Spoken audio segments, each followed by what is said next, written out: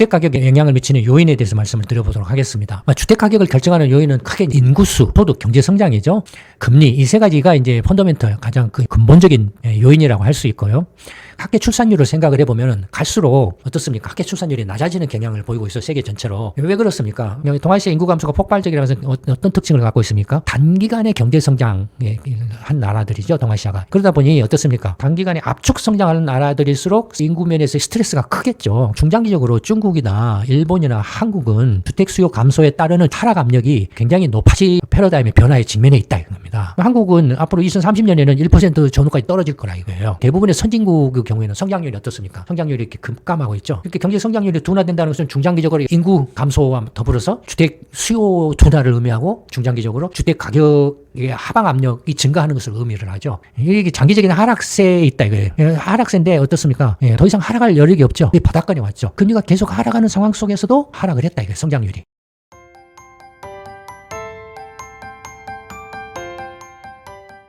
안녕하십니까. 김광수 경정수의 김광수 소장입니다. 오늘은 부동산, 특히 주택 가격에 대해서 말씀을 드려볼까 합니다. 주택 가격에 관해서는 이제 크게 세 번에 나눠서 설명을 드릴 건데요. 첫째는 이제 주택 가격에 영향을 미치는 요인에 대해서 말씀을 한번 드려보고, 두 번째는 이제 주요국의 주택 가격 동향을 살펴보고, 그다음에 마지막에는 한국의 아파트 가격 동향, 에 대해서 한번 이렇게 말씀을 드려볼까 합니다. 먼저 첫 번째로 이제 주택 가격에 영향을 미치는 요인에 대해서 말씀을 드려보도록 하겠습니다. 주택 가격을 결정하는 요인은 크게 이제 인구수, 그다음에 이제 소득, 경제 성장이죠. 금리, 이 세 가지가 이제 펀더멘털, 가장 그 근본적인 요인이라고 할 수 있고요. 그다음에 이제 주택 정책, 그다음에 투자 수단, 이런 것들이 이제 또 보조적인 어떤 변수라고 할 수가 있겠습니다. 다들 아시는 것처럼 당연히 이제 인구수는 주택의 수요 공급을 결정하는 결정적인 변수이니까 굉장히 중요하고요. 그다음에 이제 소득, 경제 성장. 당연히 이제 소득이 높으면 주택 수요도 늘어나고 소득이 낮으면 주택 수요도 이렇게 줄어들겠죠. 그다음에 이제 금리는 이제 주택 공급과 수요에 다 영향을 미치죠. 그러니까 금리가 높으면은 주택 공급도 줄어들고 주택 수요도 줄어들고, 금리가 이렇게 내려가면 주택 공급도 늘어나고 주택 수요도 늘어나겠죠. 이것들이 이제 인구수라든지 소득과 금리, 이것이 크게 주택 가격을 결정하는 시장 요인이라고 할 수가 있고, 주택 정책은 이제 정부의 주택 정책이죠. 주택 공급 정책이라든지 기타 등등 여러 가지가 있겠죠. 주택 가격 규제라든지 정책적인 요인이고, 그다음에 이제 투자 수단. 근데 이제 투자 수단에는 여러 가지가 있을 수 있죠. 당연히 이제 주택이나 부동산, 상업용 부동산이 있는가 하면 주식도 있고, 금도 있고, 기타 등등 채권도 있고, 은행 예금도 있고, 다양하게 있죠. 투자 수단으로서 이렇게 주택을 바라볼 때 이제 주택 가격 영향을 미칠 수 있다라는 거죠. 그래서 이제 이런 인구수, 소득, 금리, 주택 가격에 영향을 미치는 이제 시장의 경제의 어떤 펀더멘털한 요인의 변화에 대해서 한번 이렇게 살펴보겠습니다. 이건 이제 한국뿐만 아니라 전 세계적인 이제 그 관점에서, 글로벌한 관점에서 한번 살펴보도록 하겠습니다. 이제 그 유엔의 인구 통계, 인구 추계 전망의 데이터를 가지고서 이제 살펴보면 세계 전체 인구는 1950년에 약 20억 명에서 쭉 늘어나가지고 2020년 이제 넘어서 80억 명이 육박하고 있죠. 이 증가가 앞으로는 어떻게 되냐면은 2050년대 후반대 가면은 100억 명에 도달한 다음에 멈춘다 이거예요. 더 이상 안 늘어난다 이거예요. 이 전망치는 뭘 근거로 했냐면은 출생률하고 사망률만 가지고서 이제 전망을 한 겁니다. 두 가지만 갖고 한 거니까 무슨 이민이라든지 전쟁이라든지 기타 이런저런 변수들은 다 빠져 있죠. 단순하게 이제 전망을 한 겁니다. 사망률은 거의 변하지 않아요. 거의 확정적이에요. 왜냐면은 사망이라는 것은 이미 태어난 사람들이 언제 죽느냐는 이야기잖아요. 그건 대체적으로 평균 수명에 의해서 이제 결정되니까 거의 큰 오차가 없어요, 사망률은. 근데 반면에 출생률은 굉장히 변동이 심해요. 예를 들어서 이제 학계 출산율 같은 걸 보면은 2010년에 학계 출산율하고 2020년에 학계 출산율이 다르죠. 2010년에 학계 출산율은 상대적으로 높았어요. 근데 이제 2020년에는 학계 출산율이 낮아요. 갈수록 학계 출산율이 낮아지고 있잖아요.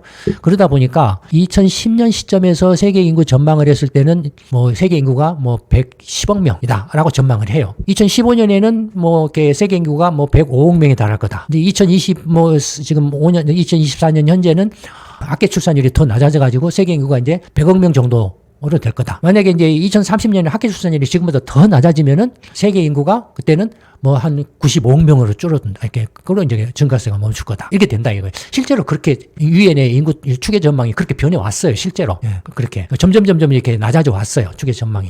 그래서 이제 지금 그 전 세계 인구가 뭐 대체적으로 2050년대 가면 증가세가 멈춘다라고 되어 있는데 방금 말씀드린 것처럼 학교 출산율을 생각을 해보면은 갈수록 어떻습니까? 학교 출산율이 낮아지는 경향을 보이고 있어요. 세계 전체로. 왜 그렇습니까? 왜냐면 당연히 이제 그 경제가 이제 성장하면서 젊은 층들이 팍팍해지고 아니면은 또 여성들이 이제 그 어떤 교육 수준이 높아져서 다산에서 이제 이렇게 출산 이렇게 적게 하고 자기 어떤 인생의 목표나 삶의 가치를 이렇게 이제 추구를 하려고 하고 또 경제적인 어려움으로 해서 이제 결혼을 기피를 한다든지 아니면은 결혼을 늦게 한다든지 결혼을 해도 애를 이제 안 낳는다든지 아니면 나도 한두 명만 낳는다든지 하는 식으로 점점 이렇게 사회가 변해오고 있다. 이건 한국만 그런 게 아니라 거의 예외 없이 세계의 대부분의 나라들이 그렇게 특히 선진국의 경우에는 거의 비슷한 패턴을 밟고 있어요. 정도의 차이는 있을지언정 거의 이렇게 그 비슷한 패턴을 밟고 있고 이머징 국가들 뭐 중국이라든지 뭐 인도라든지 뭐 아시안 국가라든지 또 마찬가지 그런 선진국의 그 패턴을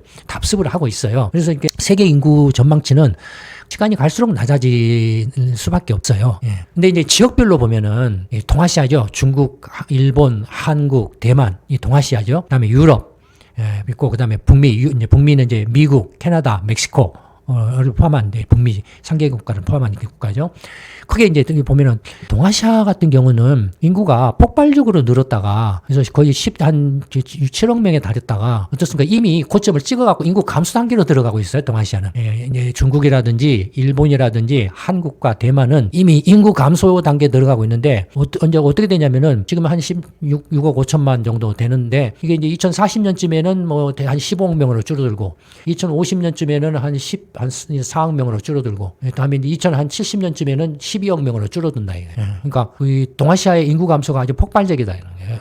동아시아 인구 감소가 폭발적이라는 것은 어떤 특징을 갖고 있습니까? 단기간에 경제 성장 한 나라들이죠. 동아시아가. 일본도 서구의 열강을 이렇게 빨리 따라잡아야 된다라고 해서 굉장히 빠른 속도로 경제 성장을 이룬 나라고 한국은 일본을 빨리 따라잡아야 된다라고 해서 단기간에 이게 또 경제 성장을 이룬 나라고 중국도 일본이나 한국을 빨리 따라잡아야 된다고 해서 엄청난 그 단기간에 초스피드로 고속 성장으로 이렇게 해온 나라들이죠. 그러다 보니 어떻습니까? 단기간에 압축 성장하는 나라들일수록 사회적인 어떤 인구 면에서의 스트레스가 크겠죠. 경제적인 어떤 압박이라든지 이런 것들이 굉장히 또 가치관의 변화가 굉장히 빠르게 진행된다든지 여성의 어떤 사회적 어떤 역할이나 활동, 지위 향상 뭐 이런 것들이 이렇게 굉장히 빠른 속도로 변한다든지 이렇게 하겠죠. 그런 것들 때문에 동아시아 지역의 어떤 인구 감소가 가장 굉장히 폭발적으로 진행될 걸로 전망이 된다라는 거죠. 이미 동아시아는 인구 감소 단계에 들어가 있고 유럽 같은 경우는 이제 대부분 이제 그 경제 성장을 먼저 선도를 한 나라들이죠. 산업화를 선도한 지역이죠. 그러다 보니까 아주 장기간에 걸쳐서 완만하게 경제 성장을 해왔다고. 어떤 그 사회적인 압박이나 스트레스 또는 어떤 여성의 어떤 그 사회적인 어떤 지위 향상, 어떤 경제적 활동 뭐 이런 것들도 점진적으로 이렇게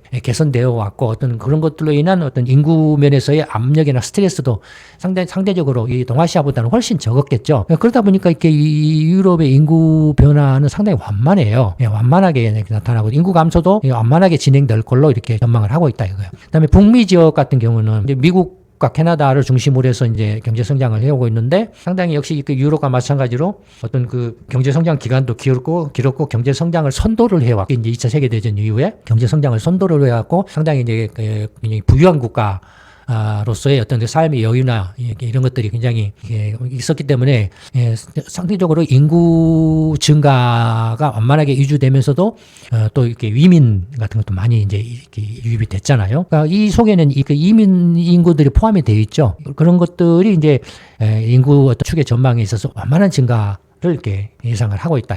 근데 완만한 증가가 미국, 캐나다, 멕시코를 포함하고 있는데 대부분이 멕시코를 중심으로 해서 일어나고 있고 미국은 거의 멈춰요. 뒤에 나오겠습니다만 뭐 이렇게 4억 명에서 3억 5천만 정도로 이렇게 오히려 이렇게 멈추는 걸로 이렇게 추계 전망이 되고 있습니다. 어쨌든 그 인구 면에서 보면은 인구가 늘어나면 어떻습니까? 아까 말씀드렸던 것처럼 주택 수요가 당연히 늘어나겠죠. 인구가 늘어난 것에 비례해서 주택 수요가 늘어나겠죠. 세계 전체적으로. 동아시아가 이렇게 굉장히 가파르게 인구가 늘어났다. 그래서 이렇다 따라서 동아시아 지역, 중국, 일본, 한국, 대만의 주택 수요가 폭발적으로 늘었다. 그러니까 폭발적으로 늘었기 때문에 단기적으로 주택 가격 폭등이 굉장히 심했다라는 거 시사를 하죠. 그렇죠? 반면에 유럽이라든지 북미 지역 같은 경우는 상당히 완만했어요. 완만했기 때문에 상대적으로 주택 가격 어떤 그 주택의 어떤 수요나 공급 면에 있어서 어떤 뭐라 그럴까요? 동아시아 지역과는 달리 그렇게 압박이 그렇게 크지는 않았고 가격도 막 폭등락을 하는 그런 모습을 보이지는 않았죠. 뭐 이제 서프라임 사태라든가 이런 것들이 있긴 있었습니다만은 뭐 이렇게 이쪽 동아시아처럼 이렇게 급격한 변동을 이렇게 보이는 정도는 아니었죠. 따라서 이렇게 유럽 지역도 향후에 인구 변화를 감안할 때 유럽의 주택 수요도 완만하게 감소한다. 미국의 북미 지역의 주택 수요는 지금보다도 훨씬 더 완만한 속도로 늘어난다. 뭐 이런 거고. 반면에 동아시아 지역은 어떻습니까? 앞으로 주택 수요가 당연히 급감할 수밖에 없죠. 자체적으로는 동아시아 지역은 어떤 문제가 생기겠습니까? 빈집 문제. 이미 일본의 빈집, 중국의 빈집 문제, 한국도 빈집 문제가 심각하죠. 그다음에 이제 재건축이라든지 이런 문제들이 이제 노후화가 된 주택을 다시 지어야 되는데 이게 이제 이렇게 걸리죠. 특히 한국 같은 경우는 이제 아파트인데 재건축 이제 문제가 되겠죠. 뭐 지금 이미 그 일기 신도시 같은 경우는 재건축이 이제 상당히 심각한 문제로 부상을 하고 있잖아요. 그런 문제들. 그러니까 인구 감소, 인구 변화가 주택 수요와 주택 가격을 전망하는 데 있어서 아주 중요한 변수라는 겁니다. 물론 이것이 뭐 당장 뭐 오늘 내년 막 그 1년 사이에 막 팍팍 막 급변하게 일어나지는 않고 예를 들어서 이제 지금 2025년이니까 2030년에서 2040년 사이에는 동아시아 지역의 어떤 주택 시장의 구조적인 변화가 본격화될 가능성이 매우 높아. 유럽은 뭐 이렇게 2030년, 40년쯤에는 약간의 이제 영향을 받기 시작하고, 미국, 북미 지역은 뭐 여전히 이렇게 완만한 어떤 증가세, 뭐 가격 안정세, 를 이렇게 유지할 가능성이 있고 이렇게 이제 볼 수 있죠. 조금 더 세분화해서 이제 국가별로 주요 국가별로 보면은 미국 같은 경우에는 인구가 지금 3억 4천만 명 정도 되는데 계속 늘어서 4억만 명을 약간 늘어나고 증가세가 이렇게 쭉 늘어다가 팍 깎여서 이제 이렇게 완만하게. 근데 이것도 미국도 가면 갈수록 지금 학계 출산율이 떨어지고 있기 때문에 2030년쯤 되면은 이게 축 꺾일 거예요. 꺾일 거예요. 유엔 추계치가. 어쨌든 미국이 이제 주택 수요도 이제 지금 굉장히 완만해질 거다. 그에 따라서 어떤 주택 가격에 대한 압력도 상당히 둔화될 거다. 라고 전망을 할 수 있다 이거예요. 중장기적으로 봤을 때 중국의 경우는 어떠냐? 뭐 폭발적으로 주택 수요가 늘어났죠. 폭발적으로 거의 뭐 6억 명 밑에서 14억 명 2배 반으로 인구가 폭증을 했으니까 이 짧은 기간 동안에 주택 수요도 폭발을 해서 주택 가격도 폭등을 했죠. 그런데 이제 이미 이제 인구가 꼭지점을 지나서 인구 감소 단계로 이제 접어들기 시작하고 있죠. 근데 인구 감소 속도가 폭발적이죠. 중국은 2100년에는 6억 명까지 줄어드는 걸로 추계되고 있는데 지금 현재 학계 출산율이 더 떨어질 거라고 본다라면 또 가파라질 거예요. 그래서 예를 들어서 비관적인 전망으로 이렇게 보면 4억 명까지 떨어지는 걸로 나타나요. 충분히 가능성이 있다 이거예요. 중국 같은 경우에. 중장기적으로 중국의 주택 수요는 아주 급격하게 감소할 가능성이 매우 높고 주택 수요가 급격하게 감소한다는 것은 주택 가격 또한 상당히 타격을 받을 가능성이 높다라는 것을 주택 가격이 좀처럼 특별한 특정 어떤 대도시 지역의 특정 지역을 제외하고는 그 주택 가격이 반등하기는 거의 힘들다라는 것을 시사를 하고 있죠. 일본 같은 경우도 마찬가지죠. 일본도 이렇게 압축 성장을 해왔죠. 상대적으로 중국이나 한국에 비해서는 압축 성장 기간이 비교적 길었지만 뭐 유럽이나 미국에 비해서는 그래도 짧았죠. 그래서 이제 인구가 이렇게 뭐 8천만 명에서 1억 3천만 명 정도까지 달할 정도로 늘었다가 이미 이제 인구 감소 상태로 접어들고 있죠. 인구 감소 상태로 접어들면서 이제 거의 8천만 명 밑까지 줄어들고 있다. 일본도 지금 이제 학계 출산율이 계속 떨어지고 있거든요. 그래서 일본 정부가 예상한 것보다도 더 빠른 속도로 떨어지고 있거든요. 학계 출산율이 하락세가 계속 가속화될 경우에는 일본 인구가 현재 인구의 반토막 6천만 명 밑으로 떨어질 가능성도 있다 이거예요. 물론 이제 이 지금 낙관 비관은 과거 이제 인구 증가율의 표준 편차 한계치 정도를 이렇게 기준으로 한 건데 하여튼 그 일본의 이렇게 학계 출산율이 계속 하락하면은 일본 인구가 6천만 명 밑으로 떨어질 가능성도 배제할 수 없다 이거예요. 그다음에 한국도 인구가 2천만 명에서 5,100만 명까지 이렇게 폭발적으로 늘어났다 이거예요. 그래서 이제 주택 수요도 폭증을 하고 주택 가격도 이렇게 이제 폭등을 했다 이거. 주택 수요가 폭증을 하니까 국토는 좁고 좁은 데서 이제 주택 수요가 폭증을 하니 그걸 대응하기 위해서 이른바 한국 특유의 아파트 주택가 등장을 했죠. 그래서 이제 그 아파트가 주택의 이제 주류로 자리를 잡았는데 이제 그 인구가 이제 한국도 이제 꼭지점을 지나서 감소 단계로 이렇게 접어드는데 감소 속도가 중국 못지않게 아주 가장 가파르다 이거예요. 지금 중국보다도 훨씬 더 가파르게 감소한다. 한국은 이제 중국 인구가 이렇게 2천만 명선까지 감소. 만약에 학교 출산율이 더 감소하면 지금보다도 더 떨어지면 0.6명이나 0.5명까지 만약에 떨어지게 되면 인구가 1,500만 명까지 줄어들어요. 1,500만이면은 거의 뭐 스웨덴 수준이나 뭐 스웨덴보다 조금 많은 정도의 그 정도의 인구까지 줄어든다 이거예요. 그러니까 중장기적으로 중국이나 일본이나 한국은 주택 수요 감소와 주택 수요 감소에 따르는 주택 가격 하락 압력이 굉장히 높아지는 그런 구조적인 어떤 그 패러다임의 변화에 직면해 있다 이겁니다. 물론 이제 최근에 이제 뒤에 나오겠습니다만 일본은 주택 가격이 일부 대도시 지역을 중심으로 해서 이제 상승하고 있는데 상승하는 이유가 이제 주택 구조의 변화 있죠. 그 전에 이제 뭐 단독주택에서 지금 맨션 중심의 내진성이 강한 맨션 중심의 이제 주택으로 재개발이 이루어지면서 주택 가격이 상승을 하고 있는데 그런 것들은 이제 어떤 수요 구조의 변화, 주택 유형별 수요 구조적인 변화에 기인한 거고 근본적으로 전체 주택 수요 자체의 어떤 그 감소는 피할 수 없다 이거예요. 그것이 이제 일본의 주택 빈집이 계속 늘어나고 있는 결정적인 이제 증거죠. 빈집이 늘어나고 있는 게 주택 수요 감소의 결정적인 증거죠. 그 다음에 또 이제 두 번째 요인으로 이제 그 소득이죠. 소득은 당연히 경제 성장인데 경제 성장이 이제 그 지속적으로 이렇게 안정적인 성장을 하면 소득도 이렇게 안정적으로 늘어나서 따라서 주택 수요도 왜냐하면 소득이 높아지면은 당연히 좋은 집을 살려고 할 거 아니겠습니까? 그래서 주택 수요가 늘어날 거 아니겠어요? 좋은 집에 대한 주택 가격도 이제 강세를 보이겠죠. 그래서 이제 이 경제 성장 내지는 이제 소득 증가율이 중요하다 이거예요. 주택 수요하고 주택 가격을 결정하는 데 있어서 미국하고 유럽연합의 이제 실질 성장률을 보면 이게 빨간색이 이제 미국이에요. 미국은 이제 2010년 이전에는 연평균 3%를 넘었어요. 넘었다가 2010년 글로벌 금융위기 때 성장률이 툭 떨어져가지고 2% 밑으로 떨어졌다가 팬데믹 이후에 2.2%로 좀 올랐어요. 이렇게 오른 걸로 나타나고 있어요.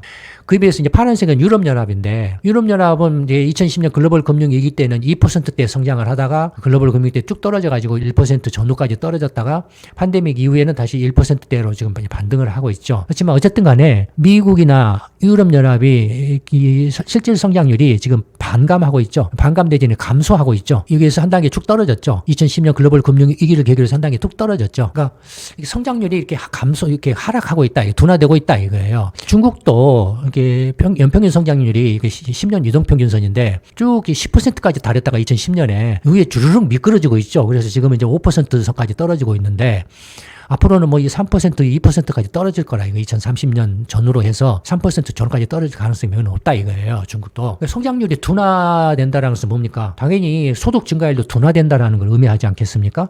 소득 증가율이 둔화된다라는 건 당연히 주택 수요도 둔화된다라는 거죠. 비싼 주택을 살 수 없다라는 거죠. 그렇죠? 그러니까 주택 수요도 둔화되고 주택 가격도 둔화될 가능성이 높다라는 걸 시사를 하죠. 성장률이 둔화된다라는 건.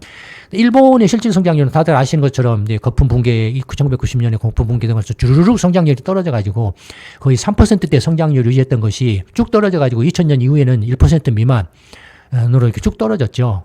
거의 최근에는 뭐 0.7%까지 떨어진 상태로 나타나고 있죠. 그다음에 한국 봐보세요. 한국의 실질 성장률은 90년대에는 10%대에 달했는데 직선으로 떨어지고 있죠. 그래서 지금 현재 2% 약간 웃도는 선까지 떨어지고 있어요. 10년 유동평균선으로.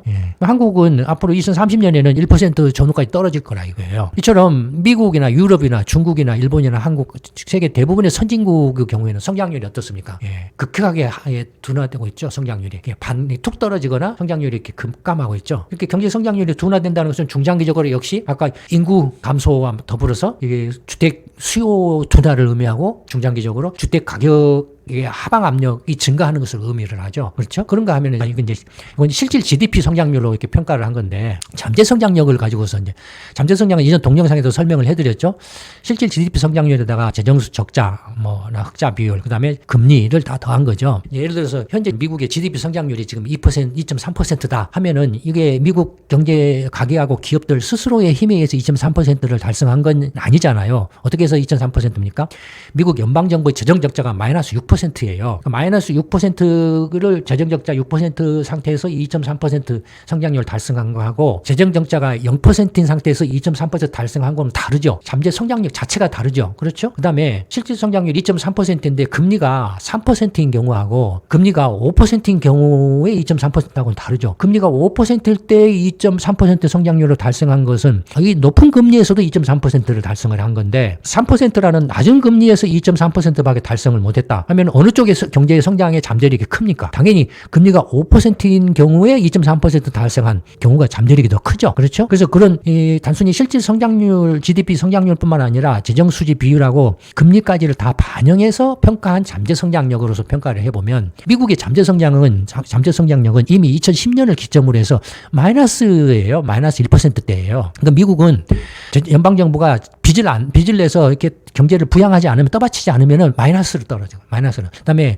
FRB가 금리를 저금리 정책을 유지 안 하면은 마이너스 성장으로 떨어질 가능성이 고금리를 만약에 유지를 하게 되면 마이너스로 푹 떨어져 버린다 이거예요. 고금리를 유지를 하게 되면 저금리를 계속 유지를 해줘야 된다는 거예요. 그러니까 미국은 이미 이렇게 잠재 성장력 면에서 마이너스로 떨어졌다는 것은 뭘 말합니까? 역시 이 자체가 미국의 잠재적 수요라든지 주택 가격이 하방 압력을 받을 수밖에 없다라는 거예요. 구조적으로. 중국 같은 경우도 보시면은 잠재 성장력이 같은 분기식으로 계산했을 때 쭉 떨어져가 지금 0%가 이제 팬데믹 후에 0%까지 떨어졌어요. 중국의 잠재 성장력이. 유럽연합도 쭉 보면은 2010년 글로벌 금융 위기 후에 마이너스로 떨어진 상태예요. 팬데믹 이후에 다시 마이너스로 떨어졌죠. 유럽연합도. 일본은 2000년부터 이미 마이너스로 떨어진 상태예요. 일본은. 그다음에 한국도 쭉쭉쭉 떨어져가지고 현재 지금 잠재성이 0% 상태까지 떨어진 상태. 한국도. 그러니까 이렇게 성장력으로 보면 중장기적인 관점에서 주택의 어떤 그 중장기적인 수요라든지 주택 가격에 굉장히 하방 압력이 굉장히 강해지고 있다는 것을 알 수가 있죠. 그다음에 주택 수요나 주택 가격에 영향을 미치는 세 번째 요인이 금리였지 않습니까? 시장의 펀더멘털 요인이 금리였잖아요. 그럼 이제 장기 금리를 보자고요. 이렇게 주택 대출 금리는 장기 금리니까 장기 금리를 보자고요. 모기지 금리 같은 경우 장기 금리를 기준으로 하는 거니까 보시면 이제 이렇게 파란색이 미국이고 이제 하늘색이 유로권의 이제 장기 금리죠. 거의 똑같이 움직이죠. 보시면은 미국하고 유로권의 장기 금리는 1980년대를 고점으로 해서 계속 하락하고 있죠. 하락했다가 팬데믹 이후에 일시적으로 반등을 하고 있죠.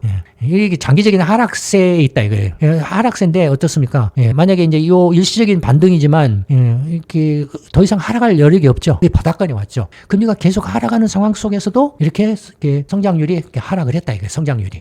금리가 이렇게 계속 낮아지는 상황에서 성장률이 또 둔화되고 있다 이거예요. 그러니까 이건 뭘 말합니까? 거의 이렇게 금리로서 경제를 떠받칠 수 있는 그 어떤 정책적 수단, 금리 정책 수단이 소진되고 있다는 거죠. 금리를 내린다는 약발이 안 먹히기 시작한다는. 더 이상 금리를 아무리 내려도 경기 활성화를 시키기가 힘들어진다는 거예요. 그래서 이제 나온 수단이 뭐였습니까? 마이너스 금리까지 동원을 하는 그런 상황이 벌어지고 있잖아요. 중국도 장기 금리가 이렇게 계속 쭉 하락하고 있죠. 이렇게 특히 이제 부동산 거품, 붕괴, 경기 침체 겪으면서 2010년 이후에 장기 금리가 툭 떨어지고 있죠.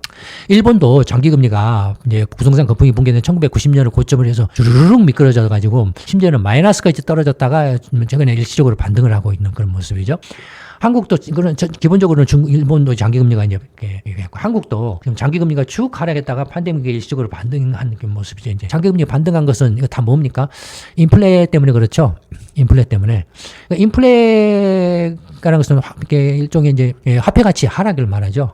앞으로의 이제 주택 가격은 인플레가 변수가 될 가능성이 있다라는 걸 또 시사를 하죠. 물론 이제 인플레가 지금 이제 꺾이고는 있는데, 인플레가 꺾이면 또 이제 그런 요인들이 사라지겠지만, 그래서 지금까지 이렇게 보신 것처럼, 앞에서 말씀드린 것처럼, 인구수, 그다음에 소득, 경제성장, 금리라는 이런 시장의 변수, 주택 가격이나 주택 수요에 영향을 미치는 변수들로 봤을 때는 중장기적으로 선진국, 특히 선진국의 경우, 동아시아라든지 선진국의 경우에 주택 수요가 이렇게 위축될 가능성이 높아지고 있다. 또는 주택 가격 하방 압력이 높아지고 있다. 어느 걸 봐도 주택 수요나 주택 가격 하방 압력이 높아지고 있다. 라는 겁니다. 중장기적으로 봤을 때. 그러니까 앞으로 5년 내지 10년, 15년, 20년을 내다봤을 때 그런 하락 압력이 높아지고 있다라는 거고, 특히 이제 이 동아시아권 같은 경우는 중국이라든지 일본이라든지 한국 같은 경우는 앞으로 5년에서 10년 사이에 베이비 부모들의 이제 평균 수명이 도래하고, 미국도 이제 베이비 부모들의 평균 수명이 도래하고 있죠. 일본이나 중국이나 한국도 그런 평균 수명이 도래하기 시작 하면은 보다 더 이제 주택 문제가 심각해질 거다. 빈집의 문제라든지 이제 낡은 집의 재건축의 문제라든지 이런 문제들이 심각해질 거다라는 것을 이제 알 수가 있죠. 그래서 일단 첫 번째로 주택 가격에 영향을 미치는 요인에서 좀 더 세계적인 관점에서 인구수 문제, 이제 소득 증가 문제, 경제 성장, 그다음에 금리 문제를 살펴봤습니다. 첫 번째 영상은 이걸로 마치도록 하겠습니다. 감사합니다.